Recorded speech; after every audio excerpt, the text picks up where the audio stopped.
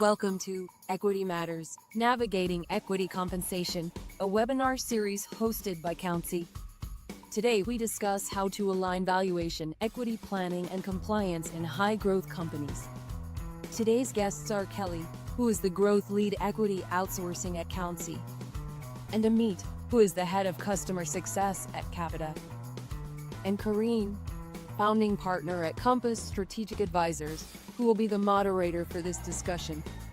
We hope you will enjoy this conversation, and Kareen, now over to you. Well, welcome everybody. We've got our December webinar here. You can tell by those of us wearing nice warm sweaters. Really excited to have Amit joining us all the way from the other side of the world. Amit, thank you. I know it's the middle of the night for you, but appreciate you staying up because you are one of the experts on 409A, doing, I think, thousands a year, hundreds a year, but thousands in your career. I'll let you introduce yourself in a moment. And Kelly Nider, who is joining us from the chilly East Coast to talk to us a bit about how Countsy can help clients. And we'll have Kelly introduce herself as well. But today we're talking about 409A, which I think is one of those topics for those people who work in equity compensation, especially if it's a private company that you're working for or with, probably has more questions than almost anything else I can think of. So before we jump into the topic, Amit, can you just introduce yourself and tell people about your background, especially when it comes to 409A? Yeah, for sure. Thanks, Corinne, and hey, everyone. I appreciate you tuning in live or checking out this recording live on LinkedIn later on. So my name is Amit. I'm part of Capita's equity management team. I spent my career in equity compensation over the years, predominantly in stock plan administration of both public and private companies. But a big chunk of my career has been spent in financial reporting and evaluations, and obviously navigating requirements in different jurisdictions is pretty important. And Section 409A keeps a lot of people up at night, in my case, quite literally. So I'd love to kind of talk through a lot of that. I think there's like a few things a lot of organizations to be mindful about. And I think Kelly and I'll probably bring up this point a lot of times, but it's surprising how for such an important aspect of kind of stock plan admin is that it's sometimes little known, and some individuals and companies may be not fully aware of the requirements and why it's important and how to manage it. So we'd love to obviously talk through all of that. We'll start with the basics, and I'm sure we'll get to some nitty-gritty level of detail that's important to keep in mind for everyone. But yeah, thanks for having me. Look forward to our chat. Yeah, thank you. And just for people who don't know Capita, can you just quickly give a background on Capita? Yeah, for sure. So Capita, we're an equity management platform. We support companies in every part of the world. So we have a software to help manage cap tables and stock plans. We also provide consulting and advisory on equity plan design, so how to structure stock plans in different parts of the world and navigate different requirements, such as Section 409A in the US. And we have a valuation and financial reporting practice. We act as independent valuer, issue various reports, assist companies' financial reporting and audit. So obviously, issuing, reviewing, and signing 409A reports is a big part of that as well. And I think that's the reason I'm here. Yeah. And one thing I'll just mention, this has nothing to do with today's webinar, but you guys are also an approved merchant banking valuation provider in India. So for those companies who have Indian participants who are exercising their stock options in public companies can also reach out to you. So great. That's Kelly, known you forever and a day. Can you introduce yourself? Sure. My name is Kelly Nider. I've been in the equity space for over 25 years, working with private companies and public companies. I am the equity outsourcing growth lead here at Countsy. Countsy provides outsourcing services for all your back office needs, whether it be equity administration, accounting, HR, and I'm happy to talk about the big puzzle of 409A today. Great. And I know you guys are partners, Countsy and Capita. So great that you have a great working relationship. So Kelly, let me start with you. There's a lot of confusion about 409A. You, as you said, you've been working with private companies for a long time. Maybe hit on some of the things that you think are the most common confusions and then correct the confusion. So maybe start there. Sure. So I think the most common confusions I've heard over the years is people don't realize when they need them how often they would need them, why they need them. I've talked to a lot of private companies in the past, and they're like, oh, I just issued stock options. And of course, my next logical question is, oh, did you get a 409A? And it's amazing and shocking how many companies don't know what I'm talking about. So I think there's just the lack of knowledge as to exactly what it is, why you need it, how often you need it. And it really does depend on, if you're late stage, it's different. If you're early stage, it's at least once a year. Sometimes people have the misconception, a vendor's going to give them unlimited per year. And that really might not be a good idea for you, actually. That's a bad idea. So, and where do you get them? How do you get them? Stuff like that. That's kind of the confusion and the questions that I've seen over the years.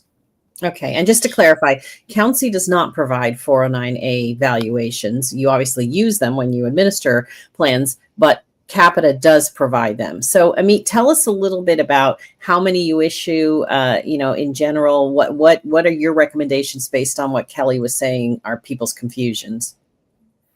Yeah, no, for sure. So for us, we obviously work with, kind of hundreds of companies, both in US and outside the US. I think we have over kind of 3,000, close to 3,000 companies on our platform as well.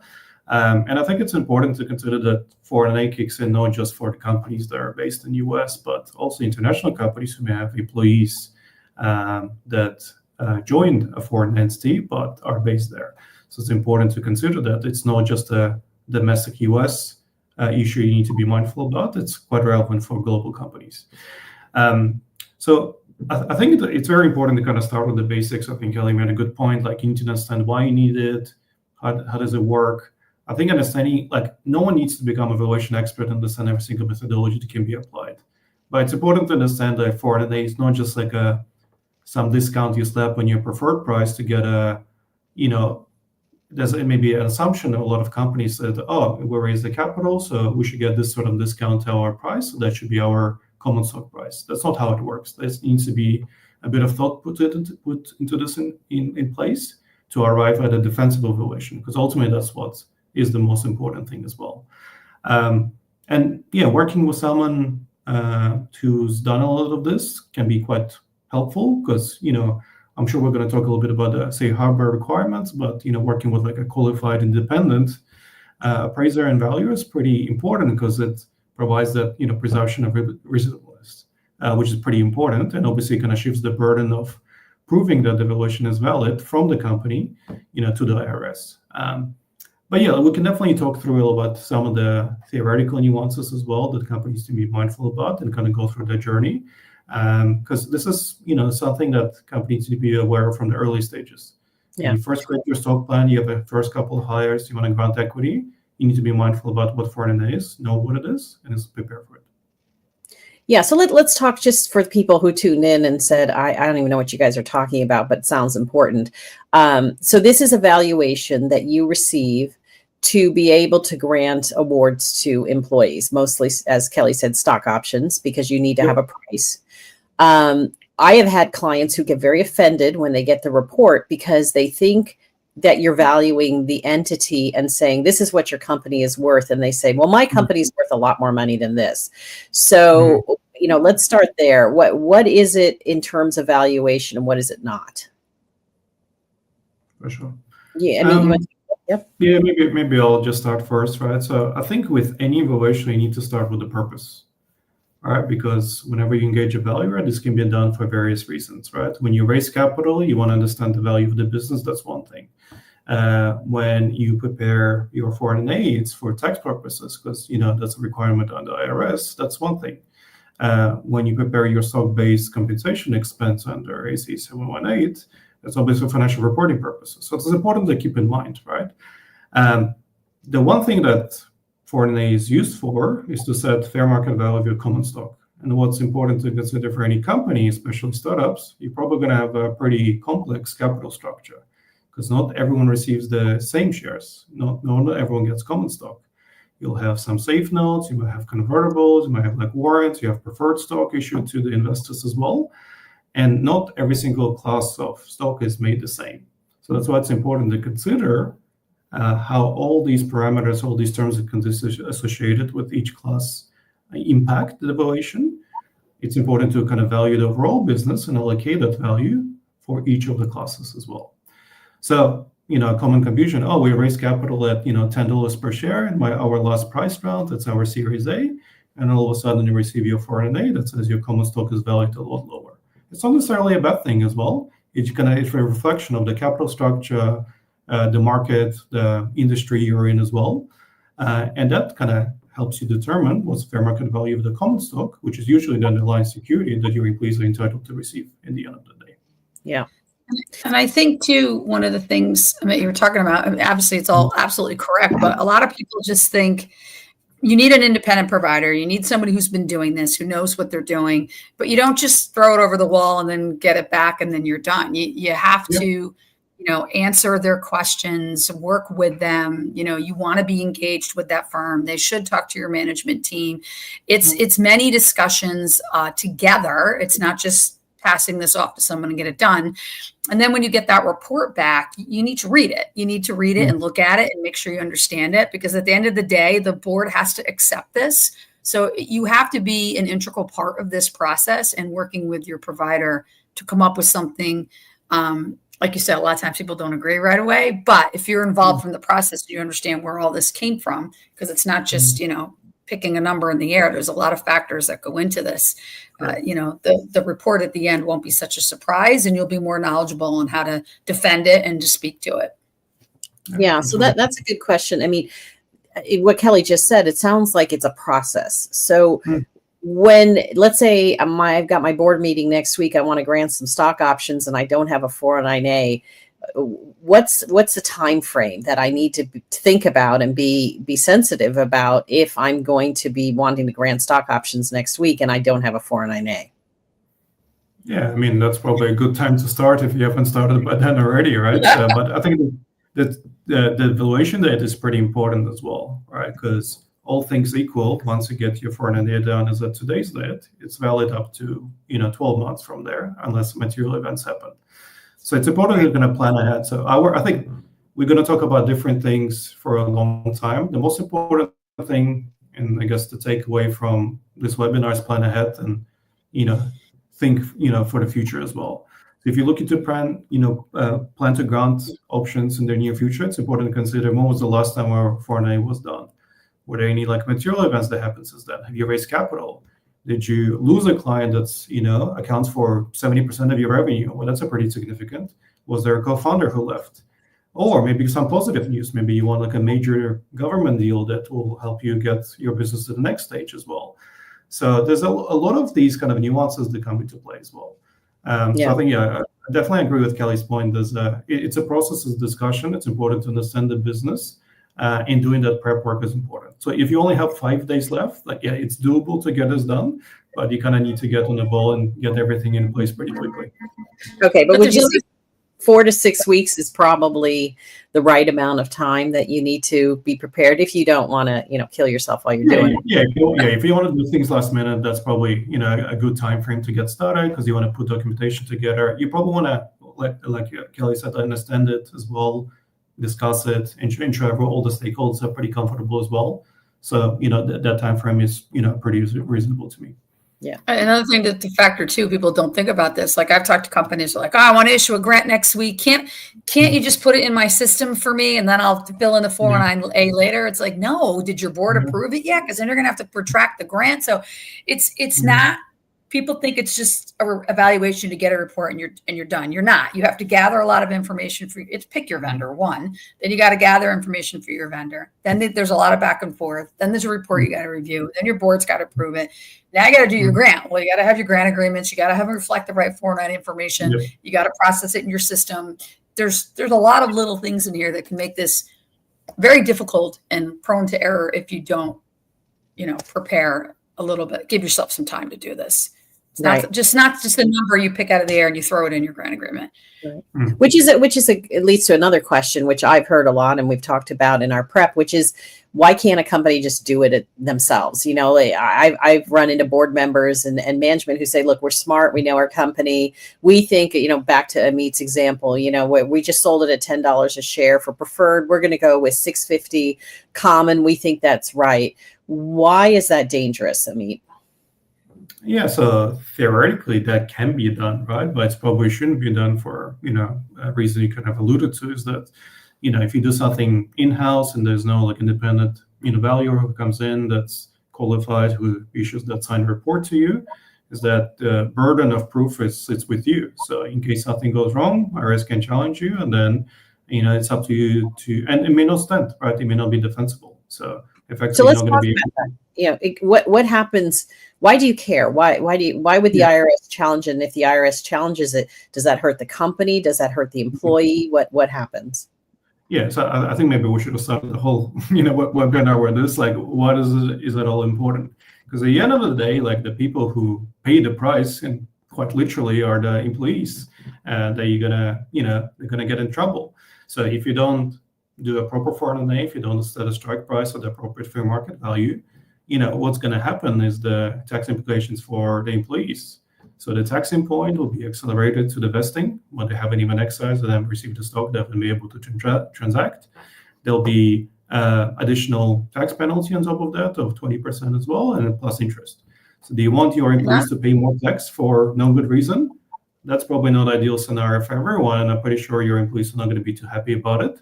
And they're going to come back to you and say, what happened there? Because the whole purpose of giving equity to employees to provide reward and incentive, and hopefully it's a good long-term story when everyone's happy. So screwing it up early on defeats the entire notion of trying to do good and do the right thing by your employees. Yeah. Right. And not only that, there's the cost to the company that people don't think about. So if they do it on the quick and cheap, or they're going to do it on their own in the beginning, I've talked to a lot of companies later on where they re-engage with a real firm who only does, I always joke and say, you don't go to the general practitioner for knee surgery. This is the same thing. There are certain things you need to use experts for, but they go to a real firm later on and they're paying 3 times the amount to do the valuation because they got to go back and fix everything that was done prior. So that can be very, very expensive for these firms, not only, as Amit mentioned, to the individual person, but for a company, it becomes a lot more painful when you have to go back and fix it and redo, clean up the old ones, if you will. Yeah. So, I mean, one thing that we see a lot coming up now is valuation providers who are trying to automate this or use AI or, hey, we can get this done in 48 hours, just fill in these 10 questions. What's your thought on that? How much do you still need a human to be part of this process? Yeah, look, I think we all try to become a bit more efficient, and super technology can help us as well. I think we're going to take a little bit more cautious and traditional approach because we think valuation is a pretty important piece, and I think we are happy to be a little bit more conservative as well. So we have like a team of analysts that work with our clients to, to Kelly's point earlier, like you really want to understand the business, right? Because when you look at, understanding like a peer company, comparable company data set as well, you can't just pick random companies because once again, that notion that everything needs to be defensible and justified, every single input and assumption, there's a bit of work that can be done. And you can't always rely on management's input. So I think role of the valuer is also kind of sense check it, ask the right questions as well, and kind of guide the client through this. Because even with the right intentions, they want to do the right thing as well, but sometimes information is missing. So that's when analyst experience of working in that industry with that type of clients at that stage, that similar scale can provide that support and ask the right questions to ensure that company pulls in the correct information and ultimately results in a good quality outcome and the appropriate opinion of the value as well. The other things as well is that when you look at the like AICPA guidelines as well, and then all the theory behind it and general best practices in terms of what needs to happen as well, taking that into consideration is important, right? And when you look at the actual report that you receive, of course you're going to care about that number, the dollar and then $3.12 or whatever that might be. But how do you arrive at it? All the commentary as well, it all needs to be there. So the actual report has guidelines as to how the report needs to be prepared. It needs to be issued by someone, needs to be signed, you need to have the credentials of that individual who's a signatory as well. So not just the end result, but the entire process is important in the packaging. So you have that comfort. And then if you go through audit as well, you have all the documentation. So Yeah, I'd love to be able to kind of turn reports around in a couple hours as well, but in practice, it does take a little bit more time on that. Because in some of the things you don't want to rush too much. Obviously, you don't want to waste months going back and forth. Mhm. But I think dedicating a bit of time and resources on the side of the company as well as the value is pretty important to get to a good outcome that helps the company long term. Yeah. Now you mentioned safe harbor a little earlier, so let's talk about that. Explain what you mean by that, and what are the requirements. Yeah, for sure. So on a safe harbor, it's effectively the protection that the company can obtain by engaging an independent third-party valuer that helps with credit report, as opposed to doing that in-house by yourself because you kind of know what you're doing, and that ultimately allows the company to rely on that report without needing to prove it to IRS in case of a challenge down the track as well. So shifting that burden of proof to the IRS is obviously a good thing as well. And being able to tick those specific boxes in the checklist of what qualifies for a safe harbor treatment is pretty important as well. Yeah.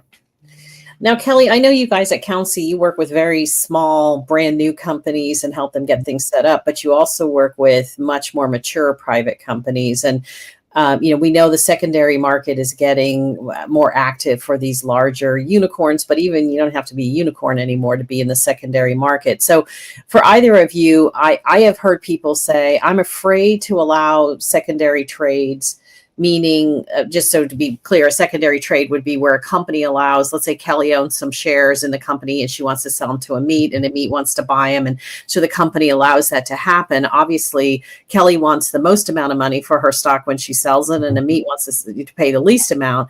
And the company has to get in there and has to approve the transaction, and that includes the price. I have a lot of companies say, I just don't want to allow that because it might impact my 409A.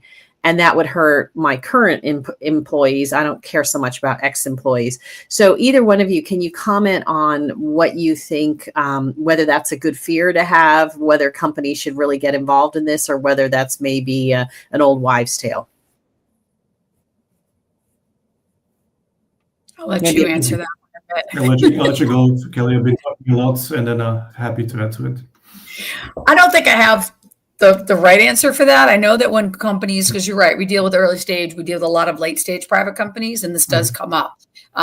There are firms that do specialize in this that can talk to you about this. And traditionally, when you do work with a good 409A firm, they can always be available for you later on to have questions on the 409A. Yeah. So if you pick a good firm and you're in that situation where you're thinking about it, you can always go back to that firm. They're going to talk to you about it. They're going to, give you that audit support and give you that advice that you may need. And if you're dealing with a good firm on the flip side to do the transaction, they should be able to talk you through that as well.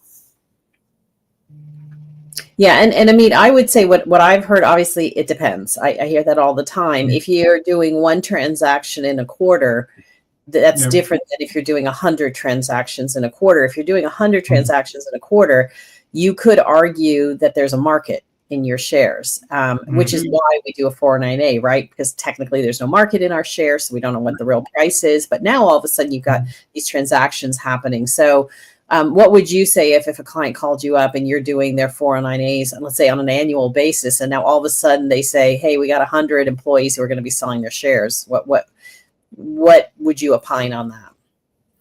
Yeah, I think typical, it depends answer is always correct, because it depends on the circumstances. So I can start with that. But generally, I think there's a lot more activity in this space, with increase in secondaries in general.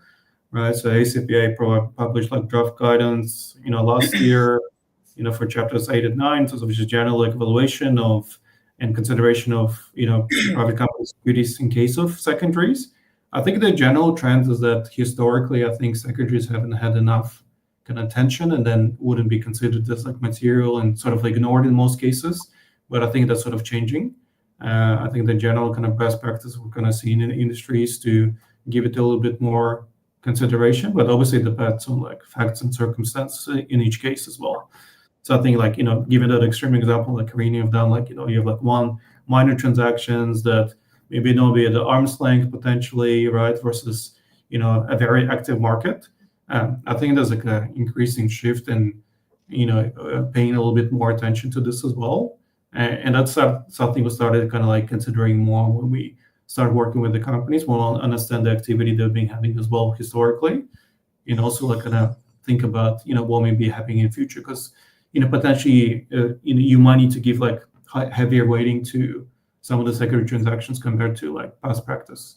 I think that's kind of the trend we're seeing. But like obviously, like reading, maybe like even from your perspective, I know you've done a lot of space, a lot of work in private markets and transactions as well. Like, is this kind of consistent? What are you seeing? Like, what are your thoughts on? Yeah. I mean, I definitely see those that are active in the private markets. I think you should be looking at your 409A on a quarterly basis, not an annual basis. And I think that's, Kelly, you said it early on, and I hope people didn't miss it. If something substantial happens, whether it's, and I think you mentioned it, good news, bad news, something substantial happens, I think you should reach out to your valuation provider and say, look, should I be getting my valuation more often? I'm not saying doing it weekly, but I'm saying, if something happens, if it's bad news, this is about granting stock options. So let's give a scenario. Things are going great. You're granting options. You granted at $1, then you granted $1.50, and then you granted at $2. Things are going great, and then something really bad happens. You lose that big contract with the government, and so you would think, well, now I'm going to keep granting at $2, but you could reach out to the valuation provider and say, should I get a new 409A? Because potentially you might be granting now at $1.25. And so for those employees who are expecting grants, they'll get a lower price. It's a whole nother webinar to talk about, well, what do you do for those people who were granted at $2, who now are talking to their buddy who's sitting next to them, and go, well, he got $1.25. But I think this is something where you have to have a relationship with your valuation provider. It's not a one and done, put it in the drawer, I'll talk to you in a year. Would that be correct? Do you see it that way, that this is a relationship you need to have, just like you have with your other professional services firms, to be in touch? And you don't mind that phone call, right? I mean, if someone's like, hey, what do you think if this happened to us? Should we do something? I think it's true, like any kind of consulting professional services, like, there's that, obviously famous consulting 101 book called Trusted Advisor, so, building that relationship, building the trust, right, and supporting the client, is kind of important.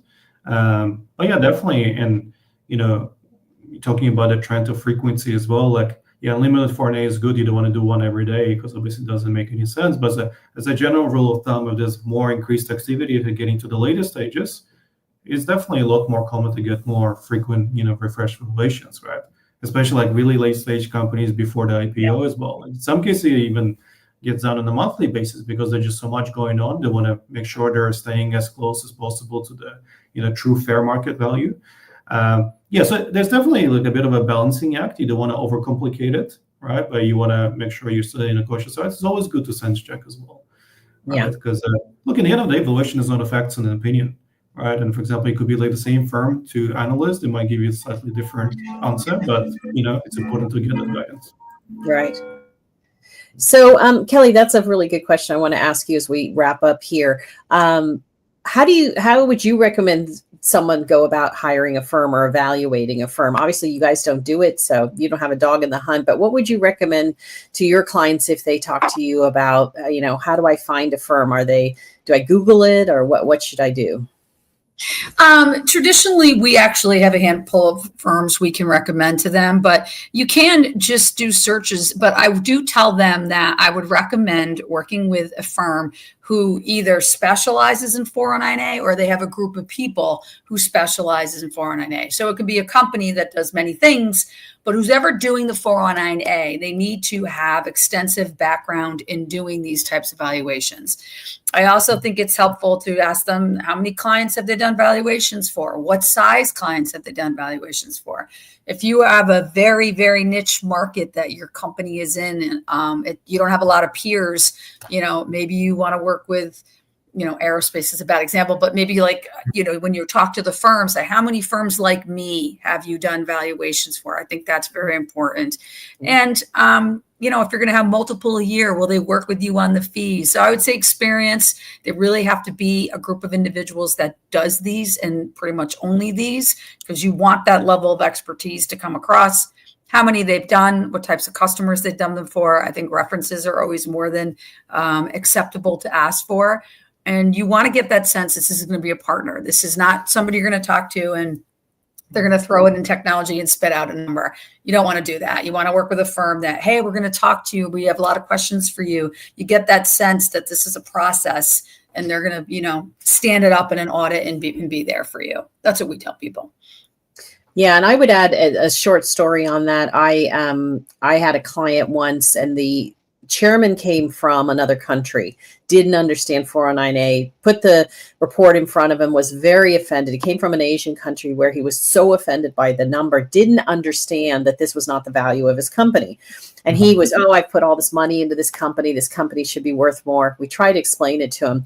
In the end, the CEO came to me and said, look, the number just has to be higher. I just don't know what else to do, but he's very upset and I don't want my chairman to be this upset. So I went back to the valuation company and I said, and let's just say they weren't very experienced people. And I said, here's my issue. Here's what's going on. And they said, well, what number would you like it to be? And I remember thinking, wow, that is so unprofessional for you to ask that question. And I said, I think you need to come back and just justify what you've done and explain a bit more. This is your job. This is what we've paid you to do. I'm just, the messenger here. And they said, yeah, we don't want to do that. Just tell us the number. We'll change the report and we'll put whatever number you want in there. And I remember thinking, that's not independent and that's not professional. And so there are people out there who, are sitting in strip malls and, doing this for a very low price and just, using automation to do these reports. And I think like many other things that you pay money for, there's a difference in quality. So I do always caution people. I think your advice was really good. Make sure they're doing this for a lot of companies, but also what kind of companies? Yeah. Because it can be discounted. Yep. Agreed.